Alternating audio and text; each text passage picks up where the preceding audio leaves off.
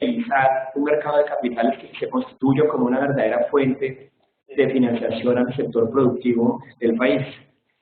Este tiempo queremos aprovecharlo básicamente para tratar dos temas. Es muy importante lograr definir adecuadamente cuál es el contexto en el cual desde la Superintendencia Financiera y en general desde el Gobierno Nacional hemos definido cuáles son los retos a los cuales nos enfrentamos. En esta primera parte lo que queremos compartir con ustedes es eso, un contexto de qué es lo que el mercado de capitales colombiano va a poder avisorar en los próximos años, y segundo, una aproximación a lo que son los avances por parte del Gobierno Nacional y la Superintendencia, una hoja de ruta para lograr ese desarrollo y ese crecimiento del mercado de capitales en países emergentes.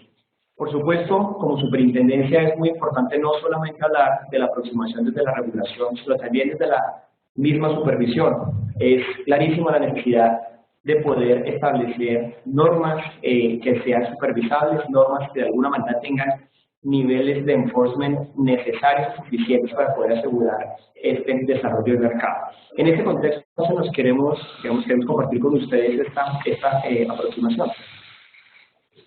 Entrando en la agenda directamente, pues creo que la dinámica a la cual nos enfrentamos necesariamente hay que verla desde el contexto local y, por supuesto, desde el contexto internacional.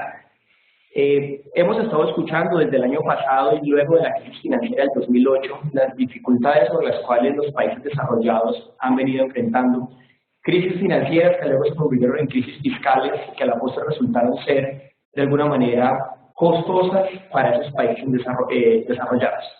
Colombia, de alguna manera, gracias a su política macroeconómica, su tratamiento fiscal, contar con una regulación prudencial y un supervisor que de alguna manera ha ayudado a mantener unos niveles adecuados de estabilidad del sistema financiero, han hecho que las cosas empiecen a cambiar de sentido. ¿En qué perspectiva estamos diciendo esto?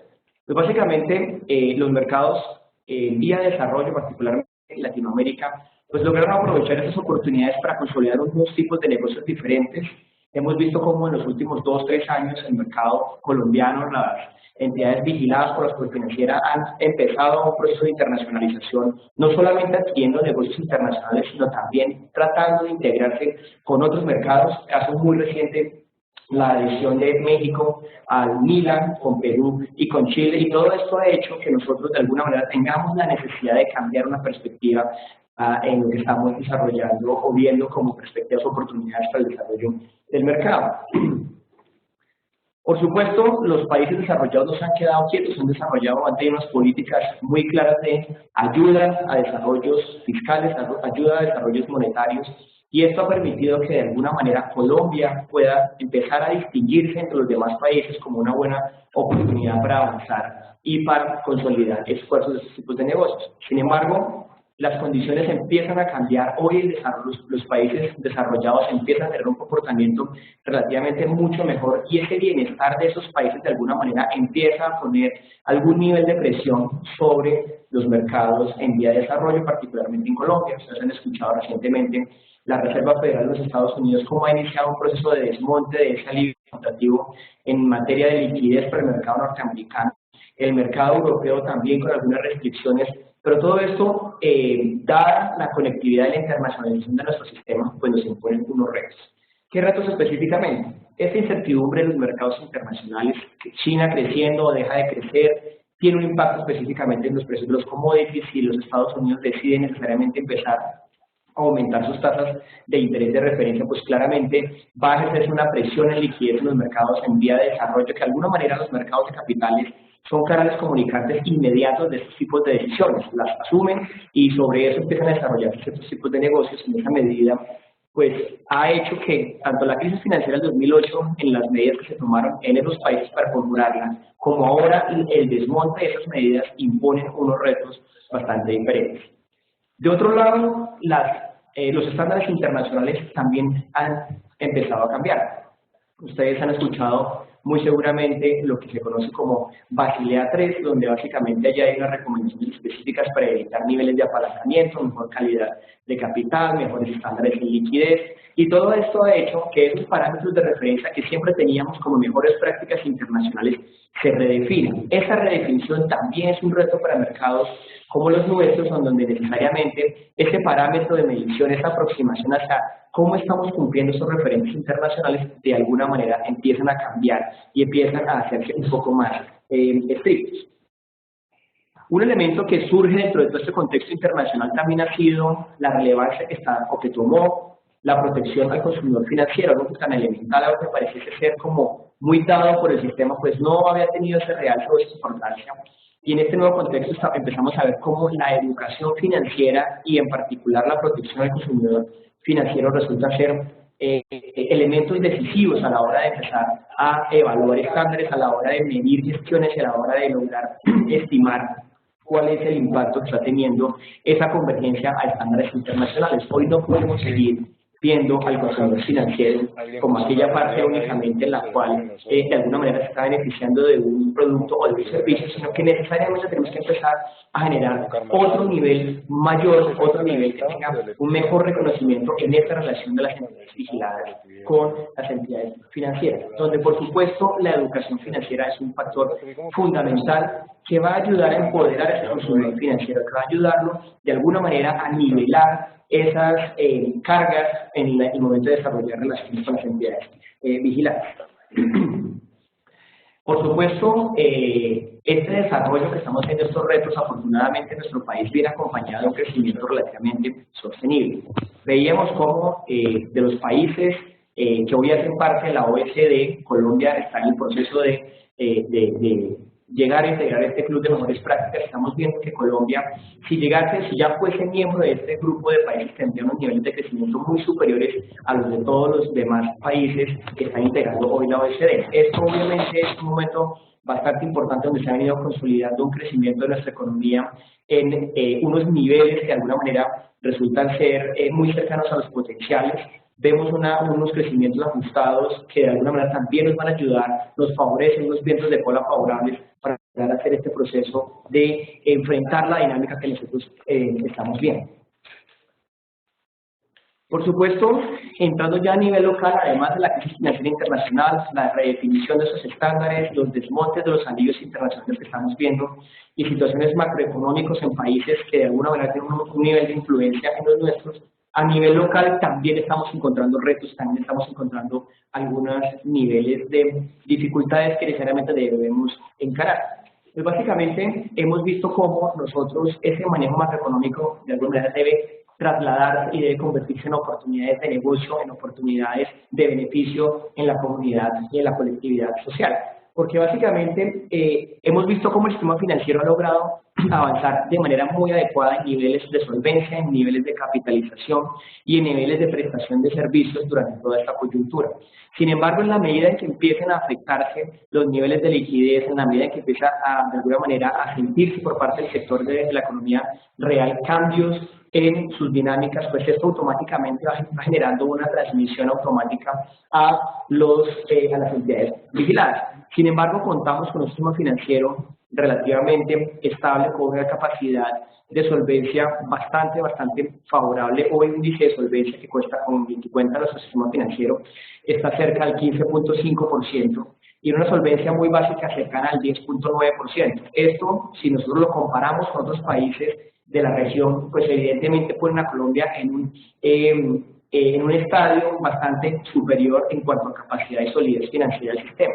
¿Esto por qué es importante desde el punto de vista del mercado de capital? Básicamente lo que nos va a permitir contar con ese sistema financiero en estos niveles es lograr hacer una incorporación mucho más rápida de los beneficios que pueda llegar a presentarse por parte del sector real, financiación, mayor crédito, por supuesto, un comportamiento adecuado en los niveles de inversión que nos permite también amortiguar esos cambios de política monetaria que muy seguramente se trasladarán o se comunicarán vía tasas de interés en el sector financiero para los diferentes tipos de créditos.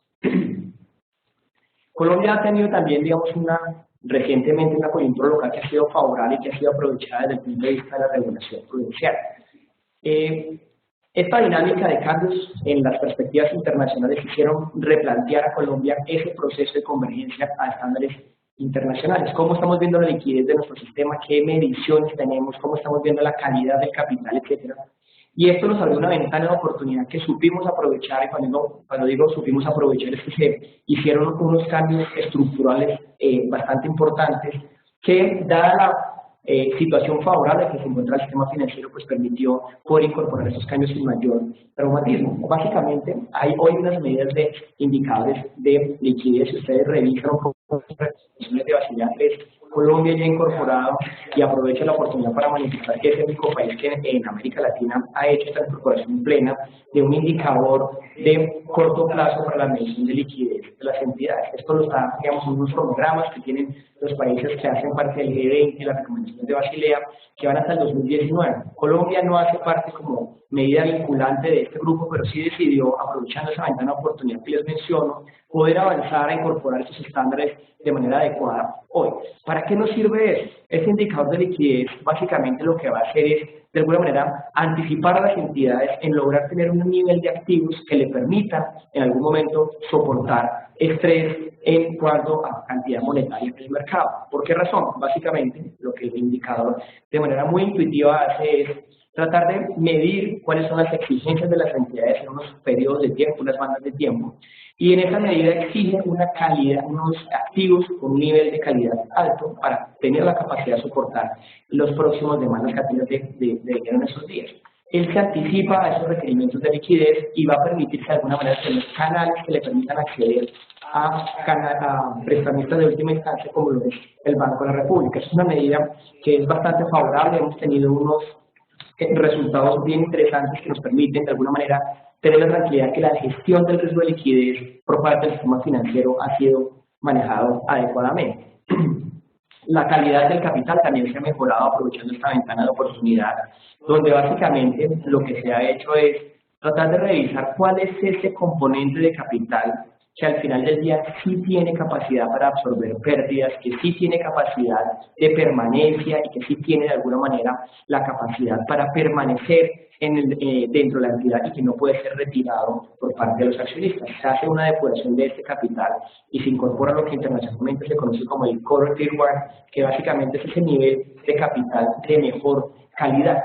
Esto implica un avance significativo en materia de estándares de calidad de capital y solvencia en lo que se refiere a Basilea III, pero esta es una dinámica que de alguna manera teníamos una preocupación sobre, al tener los mayores niveles de liquidez, los mayores niveles de calidad, y eso creo que es uno de los grandes retos.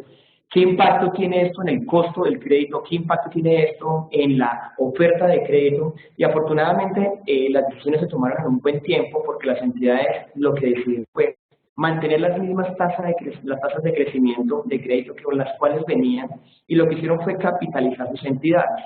En unas cifras preliminares que la superintendencia evaluó el impacto, básicamente esta medida de calidad de capital implicó una capitalización del total de establecimientos bancarios muy cercana a 11 billones de pesos. Esto realmente es un nivel bastante alto si nosotros realmente revisamos los diferentes antecedentes que existían en esta materia, y logró hacerse en un periodo relativamente corto. Esto fue cerca de 1 año, 14 meses en los cuales se logró esta implementación. Otra dinámica importante en la cual pues estamos viendo es que se acuñó el tema y se desarrolló algo que se conoce como las políticas macroprudenciales. Realmente es muy difícil tratar de ubicar una definición de qué es una política macroprudencial, pero lo que sí resulta evidente es que confluyen allí dos elementos: tratar de ser preventivos, tratar de ser prudentes desde el punto de vista de la regulación y, por supuesto, un enfoque macroeconómico. Esto implicaba necesariamente, dado la regla institucional que tenemos nosotros, de incorporar en una misma decisión o en una misma política diferentes autoridades, y surgen lo que en otros países se conoce como el sistema o el grupo de la red de seguridad financiera. Colombia tiene hoy un comité de seguimiento y supervisión del sistema financiero conformado por el Banco de la República, el Fondo de Garantía de Instituciones Financieras, la Superintendencia Financiera y, por supuesto, el Ministerio de Hacienda.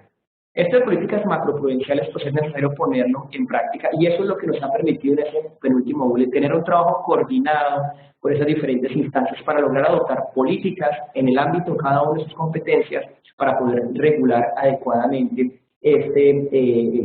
esos efectos del ciclo económico que se han venido trabajando. La superintendencia de alguna manera define, por ejemplo, provisiones, el Banco de la República define cantidad de masa monetaria y define también cuál es la tasa de interés de referencia, etcétera. Lo que hace en este comité, alineado un poco con esas recomendaciones de políticas macroprudenciales, ha permitido de alguna manera tomar decisiones en una misma línea, tratar de suavizar estos efectos del ciclo económico que son evidentes y que de alguna manera desde el punto de vista monetario, fiscal o financiero van a tener necesidad de generar algunos impactos. Específicamente en el mercado de capitales, pues no podemos negar la situación difícil que se vivió a finales del año 2012. El principal broker de nuestro sistema intermediado pues tuvo grandes problemas, se intervino y dejó de participar una gente que en principio acumulaba grandes volúmenes de operaciones, afectó en algún nivel algo de confianza de los inversionistas, en mi sentir ya visión personal un poco más de desinformación que otra cosa, y el mercado de alguna manera se tardó tiempo en lograr reaccionar a esta situación adversa. Los volúmenes han venido, o por lo menos después de ese momento, empezaron a caer rápidamente a finales del año siguiente, pues lograron retomar una misma senda de crecimiento. Y hoy lo que estamos viendo es una reacción de la industria a cambiar el negocio, a cambiar la dinámica y la percepción que se está teniendo sobre cuál es el rol de un intermediario de valores en el funcionamiento del mercado de capital. ¿Por qué digo esto? Si uno de alguna manera quisiera caracterizar ese mercado de capitales año 2011 hacia atrás, 2012 y en parte algo del 2013, pues es una industria principalmente concentrada en muchas operaciones en posición propia, comprar y vender activos con sus recursos propios, algo de comisión y de alguna manera ofrecimiento de productos del exterior. Si hoy tuviéramos que caracterizar esa industria, la industria ha identificado claramente otro tipo de productos y otra dimensión del negocio para poder lograr avanzar y consolidar este proceso de cambios. Hoy estamos mucho más enfocados en vehículos de tipo de inversión colectiva, se han hecho reformas que están incentivando estos cambios, los fondos de inversión colectiva de alguna manera, los FIX, van a permitir este dinamismo mucho mejor, mucho más eficiente, mucho más específico en el desarrollo del mercado de capitales. Ya no hay tantas operaciones de apalancamiento, las operaciones repo y las operaciones simultáneas están en una transición debido a las nuevas reglas de regulación prudencial, pero se ha empezado a dinamizar otro mercado que es las transferencias temporales de valores, los préstamos de valores para desarrollar algunas otras operaciones. Y aquí, a manera de ejemplo, traemos unas cifras comparativas de cómo ese mercado ha empezado a retornar a unos niveles que resultan ser satisfactorios frente a lo que estábamos viendo. No quiero dejar el mensaje de que este comportamiento de cifras se obedece en estricto sentido a una causalidad directa a lo que sucedió a finales del 2012, pero simplemente hoy la gran preocupación o el gran reto que tenemos, mejor para llamarlo de otra manera, es cómo esa redimensión del negocio logramos consolidarla, cómo esa redimensión del negocio desde el punto de vista de promoción y desarrollo del mercado de capitales logra de alguna manera consolidarse en un tipo de productos diferentes, con la llegada de nuevos agentes y con un enfoque de manejo y de gestión de riesgo realmente diferente, que es el contexto que está rodeando el desarrollo de estos intermediarios. Desde el punto de vista de las emisiones, desde el punto de vista de las ofertas, las colocaciones que la superintendencia viene autorizando, creo que aquí tenemos un nivel que es asimilable a lo que hemos visto en años anteriores. Por supuesto, como ustedes saben muy bien, el mercado de valores y el mercado de capitales tiene un ciclo de alguna manera que reacciona frente al ciclo económico cuando las tasas de interés empiezan a ser favorables, pues el mercado de capitales empieza a tener un desarrollo bastante importante y cuando esas tasas empiezan a ajustarse hacia el alza, pues el mercado de crédito empieza a tener una dinámica y en esas de alguna manera nos la pasamos en el ciclo económico. Aquí estas cifras lo que muestran es precisamente eso, cómo los establecimientos de crédito son los principales emisores de valores que toman ese dinamismo y cómo los tipos de instrumentos que están siendo emitidos de alguna manera están generando un dinamismo. Seguimos manteniendo diferentes tipos de activos, bonos ordinarios, acciones, que de alguna manera las colocaciones permiten una dinámica en la aproximación de lo que nosotros estamos encontrando. Desde el punto de vista de los vencimientos, también hay una necesidad de empezar a pensar muy bien cómo puede nuestro mercado de capitales empezar a ir más allá, ir un poco más lejos. Tener una percepción de riesgo más larga en la medida en que muchos de los factores fundamentales que nos permiten determinar esos plazos de vencimiento pues están dados. Hoy tenemos una política macroprudencial mucho más estable, hoy tenemos una percepción de riesgo internacional e interna mucho mejor, y eso de alguna manera nos va a permitir empezar a movernos en tiempos hacia unas maduraciones mucho más largas. Hoy en promedio, pues las colocaciones que se hicieron en el primer semestre de este año están cercanas a los 85 meses y hemos visto máximos de 240 meses. Por supuesto, esto para un mercado de capitales realmente son unos plazos muy cortos. Deberíamos empezar a pensar no solamente desde el punto de vista de deuda pública, sino en otra serie de instrumentos en tener de alguna manera unas mayores duraciones o maduraciones. Aquí la expectativa que tenemos, y al igual que el gobierno nacional, pues se avecinan los proyectos, desarrollos de proyectos de infraestructura de los 4G. Son cerca de 50 billones de pesos donde la estructura financiera demandará una gran participación del mercado de capitales. Allí, ustedes saben muy bien, las concesiones están dadas a 20, 25 años, y esto de alguna manera necesita calzar con instrumentos que logren desarrollar desde el punto de vista financiero recursos en estas mismas maduraciones, en estos mismos procesos. Esperamos que esos grandes proyectos de infraestructura contribuyan de alguna manera a jalonar esos plazos que nosotros estamos viendo.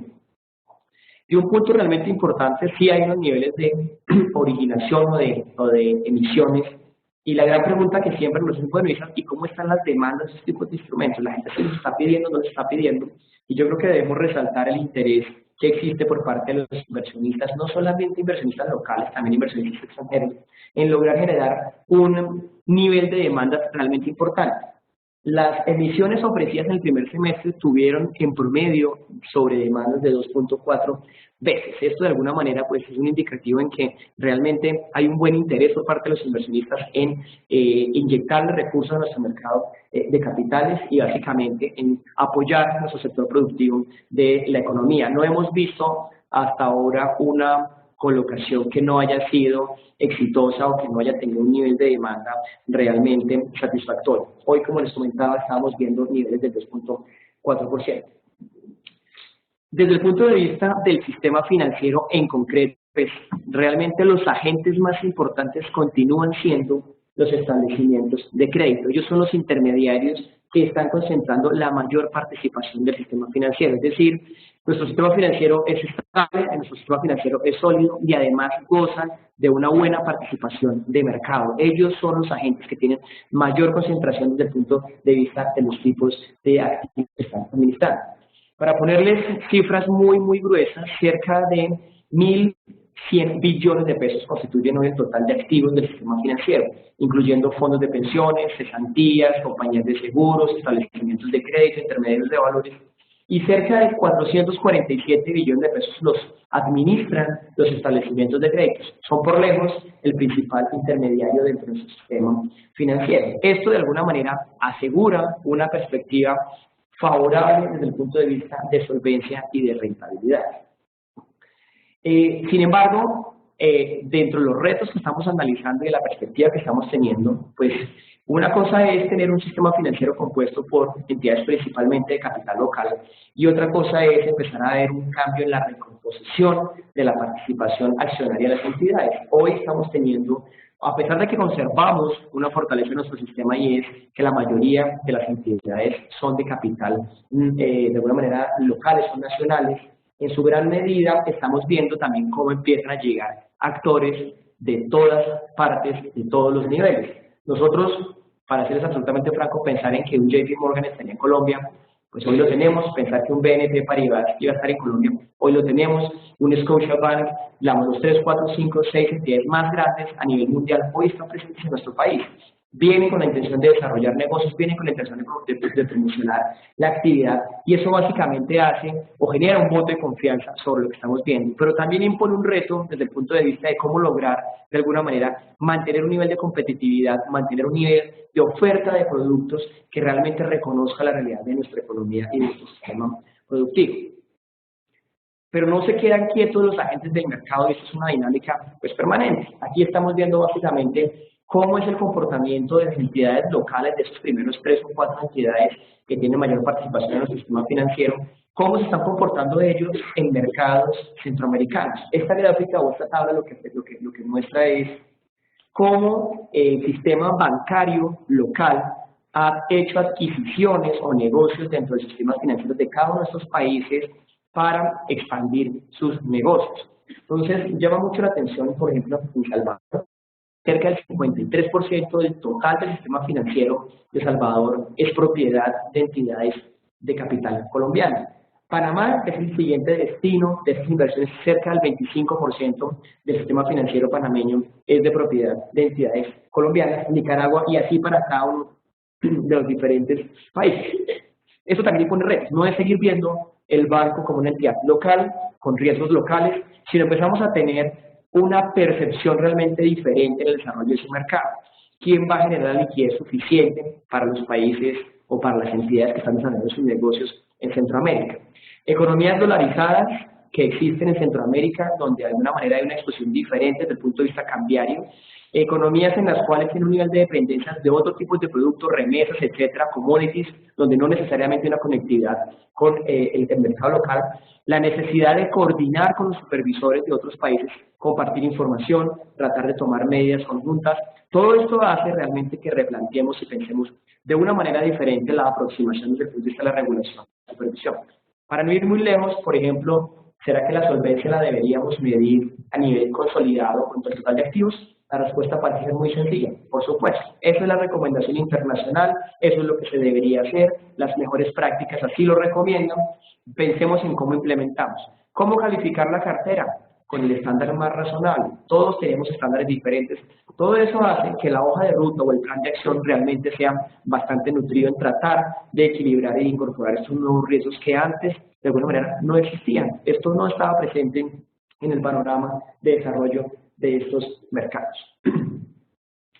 Fondos de inversión colectiva, ya se los mencioné, creo que es un actor bastante importante o producto bastante importante de que jugar un dinamismo fundamental en un aspecto que para el desarrollo del mercado de capitales es importante y es la democratización de ese mercado de capitales. Los fondos de inversión colectiva es el vehículo, es el instrumento que el gobierno le está apostando y le estamos apostando realmente a lograr a través de este producto generar una masa muy crítica de las personas no inversionistas profesionales, en los inversionistas comunes que puedan tener una mejor aproximación al sistema, al mercado de capitales, que puedan tener una mejor aproximación a comprar valores en nuestro mercado y hemos visto cómo esto empieza a crecer, las fiduciarias tienen un muy buen volumen de estos recursos donde ya no es necesario contar con grandes sumas de dinero para poder comprar un valor en el mercado. Ya puede entrar en participaciones, incluso hay unos ejemplos bastante particulares en donde se requieren solamente 50.000 pesos para lograr abrir una cuenta en un producto de este estilo. Obviamente es una muy buena aproximación, hay que hacer evaluaciones de riesgo, etcétera, pero esta apuesta a que los fondos de inversión colectiva logren ese proceso de democratización es fundamental para lograr de alguna manera desarrollar ese mercado de capitales. Y lo ha sido en otras jurisdicciones. Pasa lo mismo en los mercados norteamericanos, pasa lo mismo en los mercados europeos, donde este tipo de vehículos de inversión colectiva resultan fundamentales en lograr esa democratización y esa profundización del mercado en sus niveles. Por supuesto, esto no es una sorpresa, el siguiente bullet lo que expresa es cómo los fondos de pensiones siguen siendo los inversionistas institucionales por naturaleza, pero eso parece entendible, estamos en una fase de acumulación, nosotros no hemos empezado en la maduración de este esquema de pensiones en una fase de desacumulación, cada mes llegan aproximadamente cerca de 1 billón de pesos a los 4 fondos de pensiones que necesariamente tienen que ser invertidos en el mercado de capitales. Esto es importante en la medida que hay una muy buena demanda de valores, pero la pregunta es ¿qué se le puede ofrecer a un fondo cuando este fondo tiene perspectivas de mediano y de largo plazo?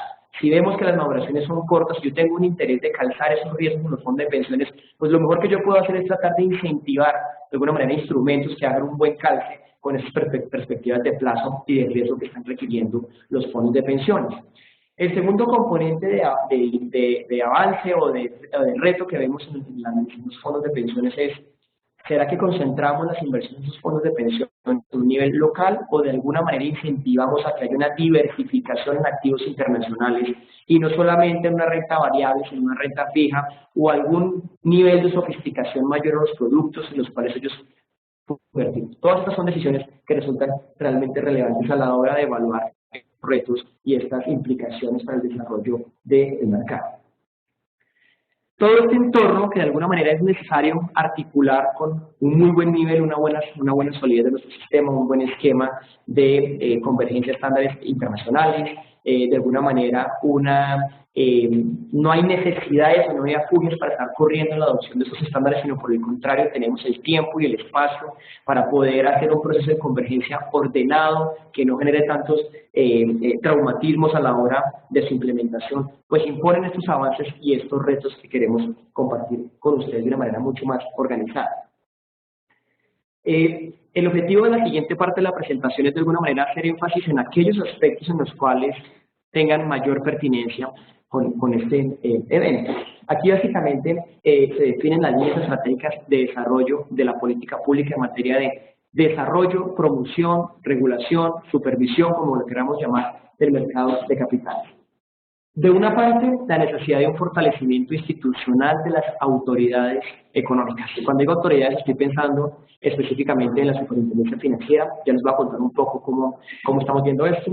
El segundo punto está mucho más asociado a la necesidad de movernos en el mundo a una supervisión diferente, a una metodología que nos permite incorporar un enfoque realmente diferente a lo que habíamos venido haciendo. Muchas personas, y es normal que sea así, tienen en mente un esquema de supervisión en el cual va alguien y revisa una lista de chequeo y pone si cumple, no cumple y para de contar. Y muy seguramente así se desarrolló la supervisión durante mucho tiempo. Recientemente, ¿qué ha pasado? Pues digo recientemente, son los últimos 15, 20 años, los modelos de supervisión en el mundo han migrado a un enfoque totalmente diferente. Pasan de un enfoque de supervisión de cumplimiento, que es este que les digo de listas de chequeo, a un enfoque de supervisión basado en riesgo, tratar de identificar cuáles son las actividades significativas de una entidad, cómo le impacta esto a una entidad y saber si se pone en peligro o no su estabilidad y su permanencia en el sistema. Entonces, un poco ese enfoque implica una migración hacia unos estándares de supervisión diferentes, hacia unos estándares en los cuales nos permite incorporar realmente la exposición de los riesgos, dada esa dinámica de esa coyuntura que comentábamos en este proceso de supervisión. Por supuesto, hoy la supervisión consolidada resulta ser un reto importante. Vamos a entrar en cada uno de ellos en los que sean realmente relevantes. Lo que menciono acá es que antes no nos deberíamos saber, o antes no nos preocupábamos de pensar en una supervisión consolidada como la estamos viendo hoy. El mundo aprendió después de la crisis financiera del 2008 que los riesgos deben aproximarse o deben verse de manera integrada. Y esto implica no solamente las entidades que están dentro del sistema financiero, sino todas aquellas que hacen parte de ese grupo económico. Y hacia allá, digamos, ese esquema que nos va a contar, se está moviendo. En fortalecimiento de requerimientos prudenciales, pues hay un camino largo por recorrer. Esos estándares nunca terminan de cumplirse. Siempre estamos en un mundo cambiante, de nuevos estándares, nuevas dinámicas que hace que se mantenga como un punto fundamental dentro de esa línea estratégica de desarrollo, por supuesto la del mercado de capitales, y un énfasis muy fuerte, como les había mencionado, en protección consumidor financiera.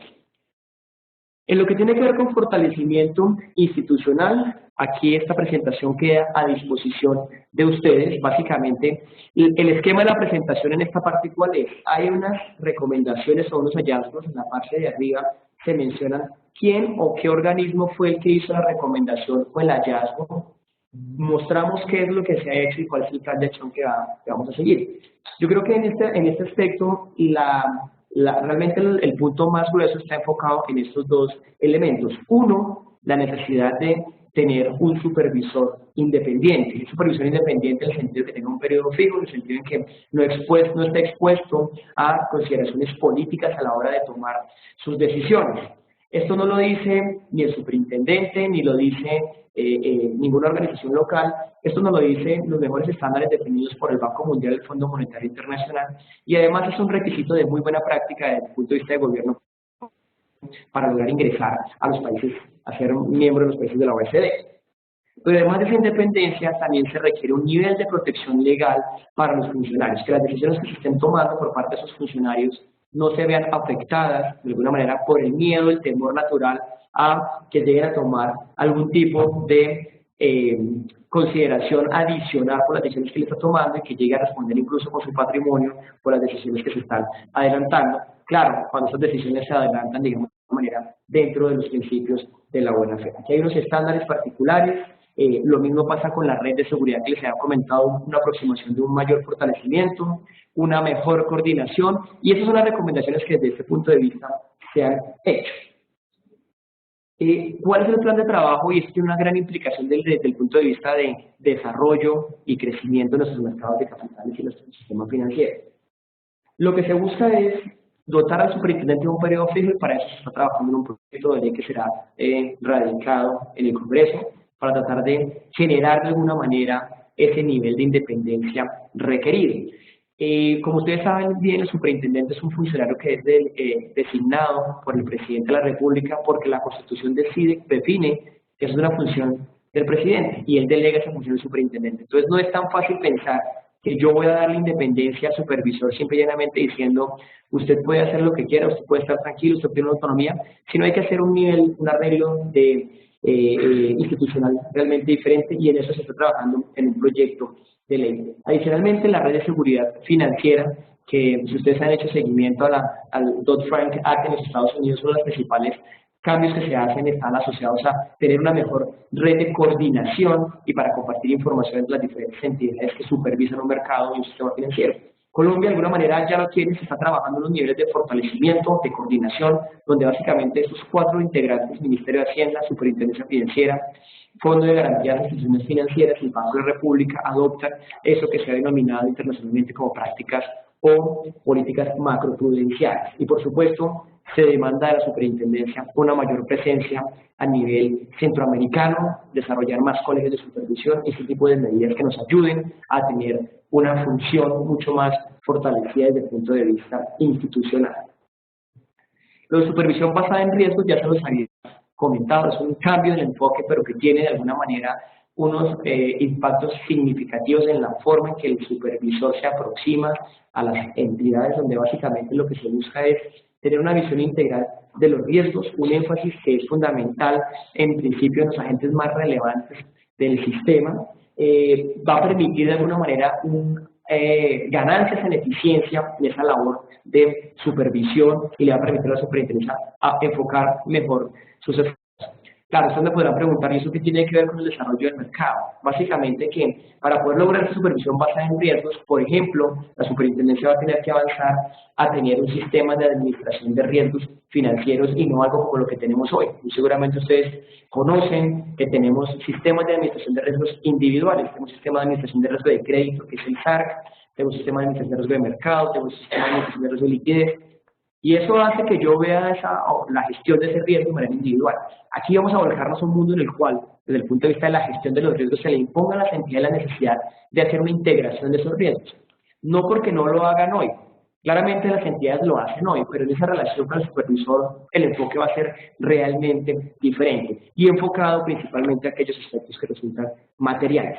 Eso es un poco lo que les comentaba de algunos de los impactos que puede llegar a tener la adopción a ese esquema de administración y supervisión basada en riesgos. Desde el punto de vista de la supervisión consolidada, pues básicamente aquí durante el 2011 y el 2014 tuvimos una evaluación que se hace cada 5 años por parte del Fondo Monetario Internacional y el Banco Mundial. Ellos buscaban específicamente medir Colombia cómo estaba en ese proceso de convergencia hacia estándares internacionales. E hizo unas recomendaciones, aquí están las principales, insisto, esto va a quedar a disposición de ustedes porque esto tarde o temprano hará parte de la ruta. Yo les voy a contar qué es lo que está haciendo ya parte de la hoja de ruta que estamos definiendo. Sin embargo, hay algunos aspectos que no vamos a poder abarcar en un periodo de 2 o 3 años como es la expectativa que tenemos y que estamos compartiendo con ustedes. Además, en el contexto internacional de la supervisión consolidada, incorporando los activos en el exterior, incorporando las matrices no financieras, pues son un aspecto absolutamente relevante. Y toma mayor importancia si revisamos cuál es la estructura financiera colombiana, que es un esquema basado principalmente de matrices y de filiales, donde pues, que cada una de las matrices financieras tiene una serie de entidades bajo su control, pero adicionalmente hay entidades por encima de ellas que no son del nivel financiero, que también ejercen control sobre las entidades, y en ese sentido pues toma mucha relevancia la supervisión consolidada. Los colegios de supervisión, el arbitraje que en algún momento podría presentarse de diferentes mercados por los agentes que participaban en él, se empieza a acotar. Hoy la información es mucho más fluida, hoy se comparte mucho más información entre las diferentes entidades y en esa medida, pues, vamos a vernos abocados a tener que analizar la información de manera diferente. Se van a desarrollar, se siguen desarrollando colegios de supervisión por sentarse con los supervisores de otros países a compartir información, preocupaciones, adoptar medidas de ajuste, etc. Específicamente hay dos proyectos que pueden tener mucho impacto en el desarrollo del mercado de capitales y son estos dos. Uno, el proyecto de ley de conglomerados. El proyecto de ley de conglomerados lo que busca es precisamente someter a supervisión de la Superintendencia Financiera de Colombia todas las entidades que tengan de alguna manera injerencia sobre una entidad financiera. Entonces, para ponerles de alguna manera ejemplo, la matriz no financiera, que es dueña de un banco, que a su vez es dueña de otra serie de entidades, esa entidad va a estar sometida a la supervisión por parte del Estado colombiano, para este caso particular, la Superintendencia Financiera.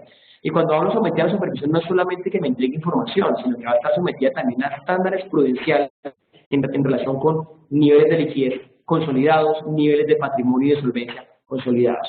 Y el que ya les mencioné, el sistema de administración de riesgos financieros.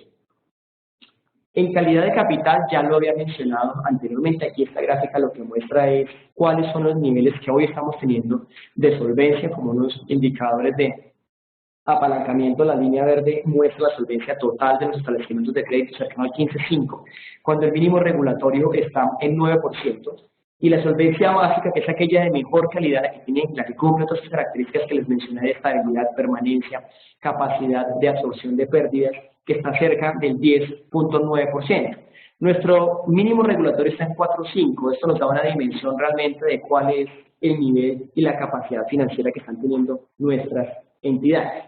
Adicionalmente, que seguramente tendrá algún nivel de impacto en la liquidez del mercado de capitales locales, está asociado a la gran preocupación en el mundo es la liquidez. Los flujos de dinero de inversionistas extranjeros llegan, se van. De alguna manera, pensar en control de capitales no es una medida que realmente pueda satisfacer de manera ordenada esas preocupaciones que se están teniendo. Por lo tanto, lo que se ha hecho es avanzar en incorporar a los administradores de fondos de inversión colectiva, a los FICs, unos indicadores de riesgo de liquidez. Las sociedades comisionistas de bolsa ya hoy van a tener la necesidad de mantener unos niveles de activos de alta calidad suficientes para satisfacer sus necesidades de negocio. Esto cambia sustancialmente la forma de operar. Antes una firma, a manera de ejemplo, se los pongo, operaba de manera diaria con cupos de créditos bancarios. Todos los días prestes de plata, 20.000, 30.000, 40.000 millones, y con eso yo hago una serie de operaciones, al final del día devuelvo la plata.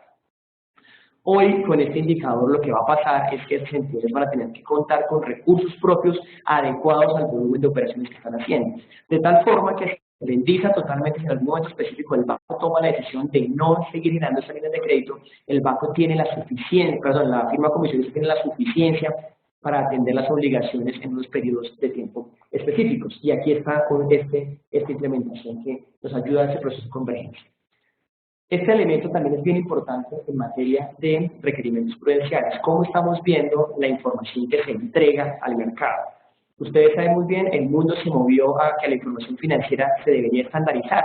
Colombia, de alguna manera, se había retrasado un poco en la adopción de sus estándares de información financiera, pero ya, aquí está el cronograma, a partir de 1 de enero del 2015, Colombia adoptará un estándar de información financiera que se conoce como el IFRS. Ya la información de los emisores de valores, de información de las entidades vigiladas van en la línea de una información comparable, una información que es entendida por inversionistas extranjeros y por inversionistas locales, una información que nos da una mejor elementos de juicio a la hora de evaluar el comportamiento de las compañías.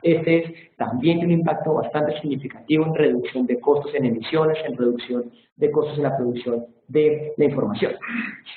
Yo creo que dos elementos importantes desde el punto de vista de esos requerimientos prudenciales es que el mundo sigue discutiendo las entidades sistémicas y si se requiere o no un nivel de capital adicional a esas entidades que son muy grandes. Las entidades que son muy grandes pues tienen el problema de que si llegan a tener problemas, pues pueden tener un contagio, una transmisión a las otras entidades del sistema financiero. Aquí básicamente lo que se está discutiendo es lo que llamamos las entidades domésticas relevantes, o las entidades importantes desde el punto de vista doméstico, tratar de evaluar si se le requeriría o no un cargo de capital adicional. Desde el punto de vista de desarrollo del mercado de capitales, pues aquí está lo que se ha hecho, que ha sido, de alguna manera, como lo llamamos nosotros, garrote y zanahoria. Una serie de medidas para desarrollo y una serie de medidas para elevar los estándares prudenciales y evitar que situaciones como las que vimos en el año 2011 se vuelvan a repetir. Hoy hay un sistema de administración de riesgos de contraparte que antes no existía.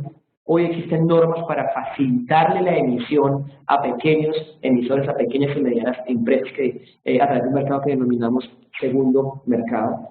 Se ha promocionado o facilitado el desarrollo de productos electrónicos a través del e-trading. Hoy las firmas comisionistas le permiten el acceso a las personas cumpliendo los mejores estándares internacionales a poder comprar o vender valores a través de plataformas electrónicas.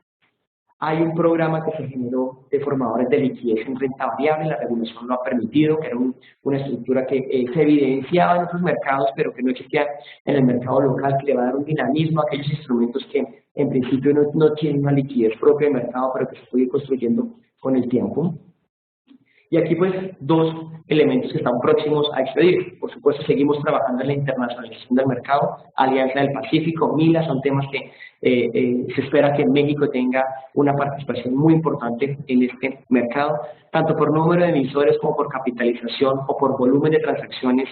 Este mercado de la Alianza del Pacífico y de MILA, que es Colombia, Perú, Chile y México, será muchísimo más grande de lo que es el mercado brasilero. Nos estamos haciendo notar en el mundo y muy seguramente habrá una dinámica realmente diferente en volumen y en tipos de operaciones.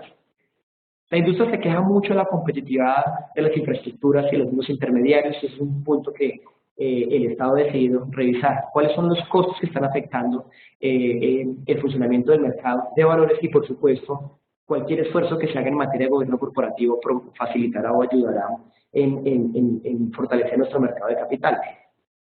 Se va a actualizar el Código País, que es un estándar internacional sobre las mejores prácticas y los emisores deben decidir si los cumplen ellos individualmente o no los cumplen. Se está haciendo una actualización y está próxima a ser expedida, es decir, avanzamos también en estándares de gobierno corporativo. Aquí está básicamente lo que habíamos comentado como plan de trabajo, esa materialización de estos retos. Y yo creo que básicamente la apuesta que se tiene a los fondos de inversión colectiva. Yo dejaría, en aras de que se nos ha acabado el tiempo y seguramente podría seguir hablando, como se pueden dar cuenta, mucho más tiempo y mucho más rápido seguramente. La presentación queda a disposición, pero yo quiero dejar un mensaje final, además del de estabilidad, además del afán de un gobierno por avanzar en políticas públicas que cada vez se parezcan más a estándares internacionales, a facilitar ese proceso de internacionalización, a que en gran medida desde el punto de vista institucional hay muchas cosas dadas, pero el mercado tiene que moverse, los intermediarios tienen que moverse y los consumidores financieros también tienen que moverse hacia el entendimiento de todas estas medidas. Yo quiero agradecer, digamos, si existieran algún momento para preguntas o si lo quieren hacer con posterioridad, bienvenidas, estamos a su entera disposición. Todo esto está en la página web de la superintendencia. Si quisieran entrar en detalle adicional a cada uno de esos aspectos, pueden ver la planeación estratégica de la superintendencia 2014-2018 y allí se encuentran cada uno de esos aspectos con un mayor desarrollo. Para cerrar entonces, como ven, es un tema, además de un trabajo bien interesante, un tema de nunca acabar. Estamos trabajando, tengan la tranquilidad que desde el punto de vista del gobierno, de las políticas públicas, es muy importante promocionar el desarrollo del mercado de capitales, pero son muchos los retos que tenemos, es mucho trabajo que está por delante. Así que no sé si la metodología permite preguntas ahorita, final, o con esto daría por concluida esta presentación. Muchas gracias. Bueno, en este momento...